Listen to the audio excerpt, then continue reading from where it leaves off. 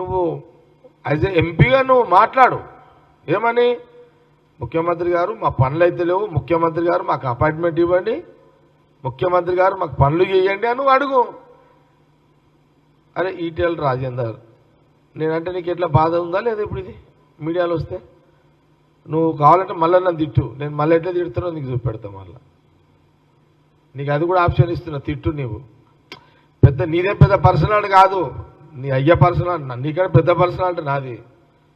నీదే పెద్ద తోపు అనుకోకు, నువ్వు ఎంపీ అయినా అని చెప్పి తోపు అనుకోకు. నువ్వు నేను రోడ్డు మీదకి వచ్చినాక నువ్వు వచ్చినావు రోడ్డు మీదకి.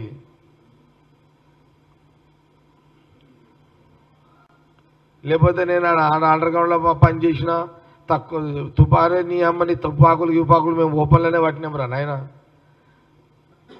నువ్వు అడవిలలో పడితే నేను టౌన్లో నుండి పట్టినా. నీకు నాకు ఫరక్ ఉంటుంది ఇట్లా రాజేందర్. అంత తోపాను ఫీల్ కాకు, పేద ఇది అనుకోకు నువ్వు. అట్లా నేను తిట్టుడు స్టార్ట్ చేస్తే ఊరేసుకొని చచ్చిపోతావు ఈటల రాజేందర్. మళ్ళొక్కసారి కాంగ్రెస్ పార్టీ పట్ల కానీ, ముఖ్యమంత్రి రేవంత్ రెడ్డి పట్ల కానీ, కాంగ్రెస్ మంత్రుల పట్ల కానీ నోరు జారితే నిన్ను నడి రోడ్ల బట్టలిప్పి గుంజలు తీపిస్తారు కాంగ్రెస్ పార్టీ.